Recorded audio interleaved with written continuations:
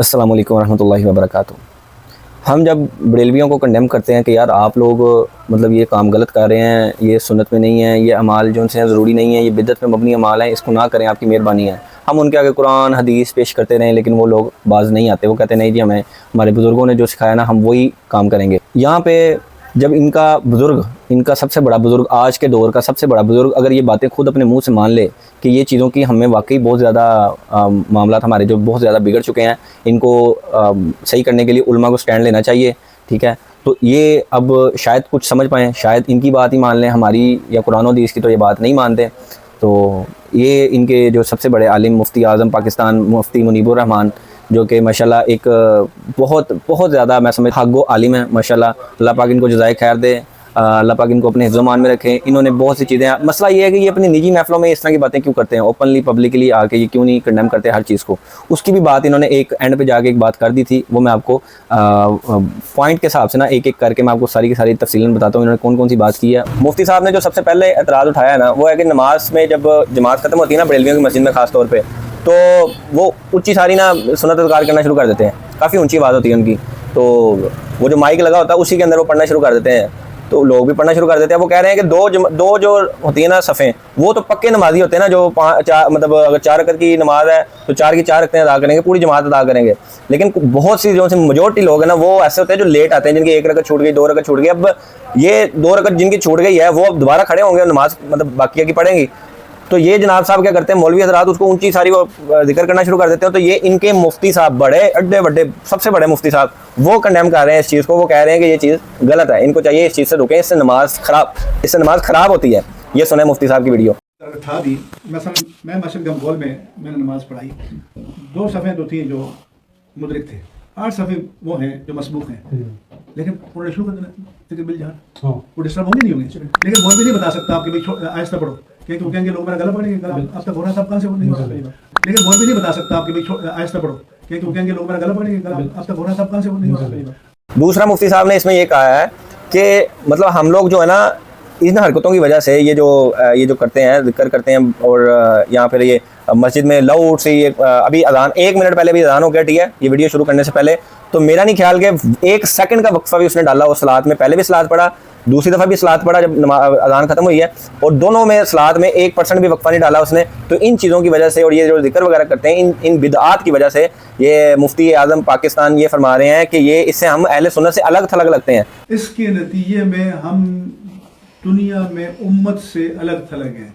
या तो आप ये कहें कि भाई उस हमारे खित्ते के लिए अलग नबी आया था, और अगर हम उस नबी के उम्मती हैं जो आलमी सतह पर अहल सुन्ना वल जमा का हम भी एक इंटेग्रल पार्ट हैं, तो फिर हमें ये अब इस दौर में ये चीज़ें सोचनी चाहिए कि हम हर जगह अलग क्यों हैं।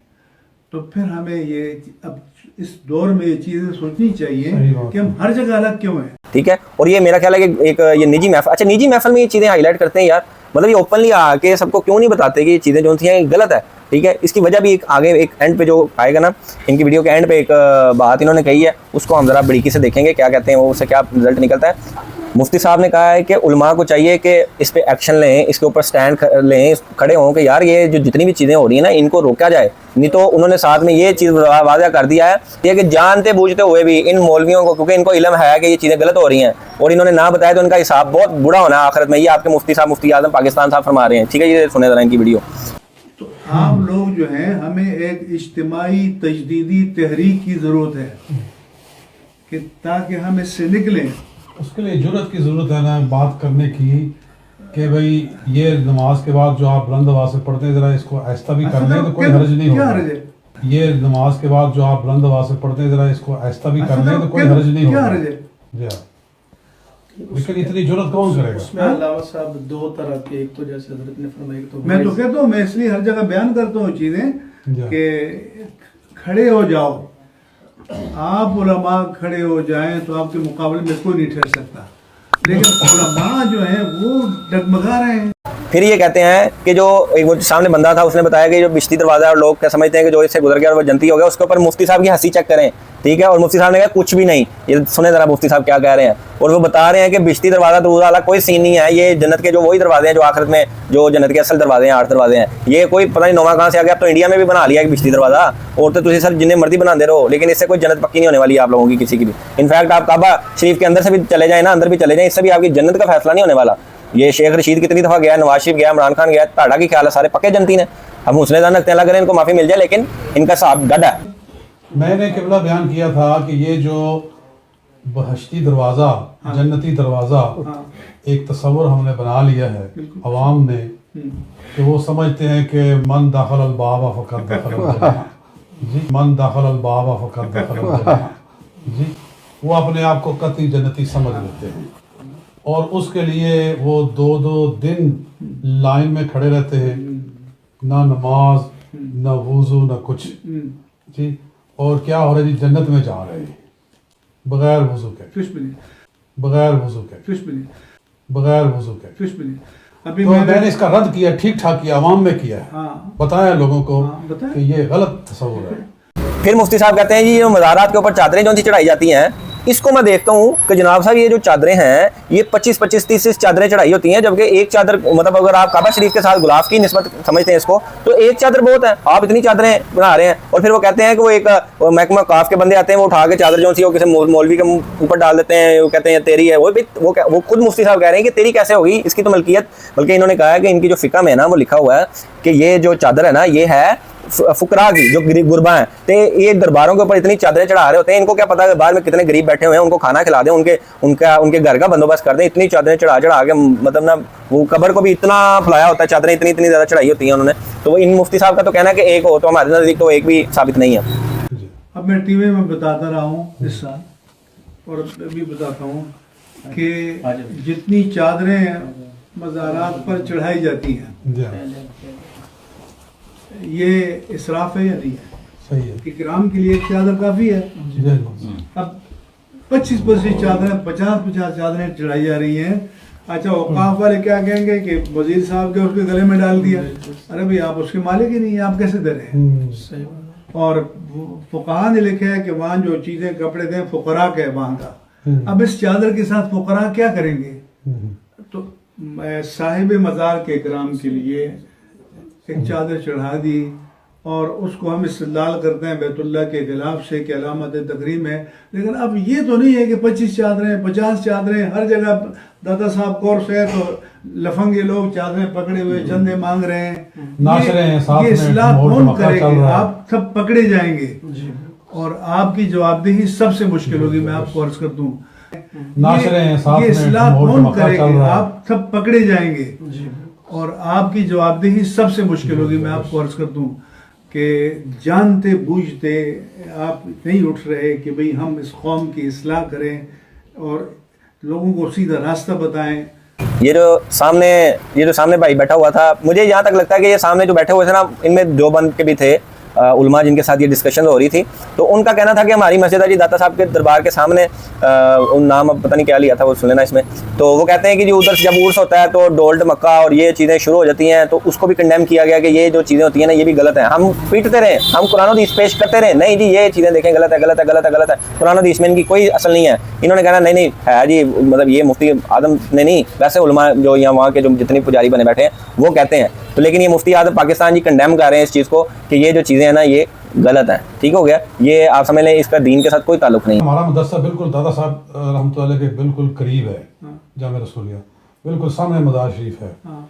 वहाँ जब भी उर्स का मौका आता है ना, ये डोल्ड मक्का सिलसिला शुरू हो जाता है। सारी सारी रात चादरें गुजरती रहती हैं, नाच रहे हैं, ढोल मक्का और कूद रहे हैं, म्यूजिक के साथ वो उसको ले जा रहे हैं। हम इतना लिख के दिया था कि ये फतवा जारी करो, और मैंने कहा कि ये शहबाज तुम पकड़े जाओगे, हमारा काम मसला बयान करना है। ये सब लिख के दिया था कि ये फतवा जारी करो, और मैंने कहा कि ये शहबाज तुम पकड़े जाओगे, हमारा काम मसला बयान करना है। ये देखा आपने कि क्या कहना चाह रहे हैं कि शाहद तू फंस जाना है, कि मतलब कि अगर ये फतवा मैं जारी कर दूं तो वो बंदा फंस जाएगा जो ये फतवा लेने वाला है इस मामले में, कि यार वो उसको इसका नुकसान होगा, उसको नुकसान उठाना पड़ जाएगा इस फतवे की बिना पे, ठीक है। जबकि यार मतलब इतनी हिम्मत भी नहीं है कि ये बिदआत को बंद कराने के लिए एक फतवा जारी कर सकें, ठीक है। तो मतलब कि ये इनको पता है, और ये इन्होंने बीच में कहा है कि मौलवी जो है ना वो इस वजह से भी बातें बयान नहीं करते हैं क्योंकि उनको पता है कि पहले मौलवी कुछ और कहना चाहिए, मतलब इसका ये जो जिक्र करते हैं ऊंची आवाज़ में जमात के बाद, अब ये चीज़ें जो सी हैं वो कहें कि नहीं जी ये चीज़ें जो सी ना साबित नहीं है और नहीं करने, तो उन्होंने कहा मुफ्ती साहब पहले तो सिखा तो कराते सीखे, ठीक है। अवाम को, अवाम से इतना डरते हैं ये, यार अवाम को आप सच बता दें, कहें कि यार ये चीज़ें नहीं थी तो आप छोड़ दें, ठीक है। उसको कहें पहले मेरे इल्म के मुताबिक था कि ये कर सकते हैं, लेकिन अब मेरा इल्म के मुताबिक है कि ये चीज़ मतलब सही नहीं है। अच्छा जी, इन्होंने एक पॉइंट ये उठाया है कि जब वो जाते हैं ना उधर दाता के दरबार में या किसी भी मतलब मजलिस में वहाँ पे जाते हो, कहते हैं 25 बंदे जड़े ना वो मौलवी बैठे होते हैं और 25 जो है ना उनके जो वहाँ के हवारी जो होते हैं बैठे होते हैं, मुजावर टाइप हो या उनके जो रखवाले वाले होते हैं वहाँ के, वो बैठे होते हैं। तो उनकी ख्वाहिश होती है हमारा नाम किसी तरीके से पुकारा जाए, हमारा नाम है बड़ा मुफ्ती आया सारा उनका नाम लेगा तो उनको कितनी होगा। तो कहते हैं कि उनको मतलब जो आधे घंटे घंटे का जो दरस है ना उसके अंदर उनको कोई सरोकार नहीं है कि अवाम कुछ सीखे ना सीखे, कोई सरोकार नहीं है अवाम की इस्लाह करने का, कोई इनको तबलीग करने का नहीं है। बस ये है कि कोई बीच में से ऐसा इन्होंने बीच में कोई बात कर देनी है जज्बाती, कोई ऐसा एटम बम बीच में फेंक देना जिससे नारा बुलंद हो जाए, नारा तकबीर, ऊंची सर के मतलब उनकी वाह वाही हो जाए, उसी टाइम लोग जोश में पैसा पैसा पैसा पैसा करने लग जाए।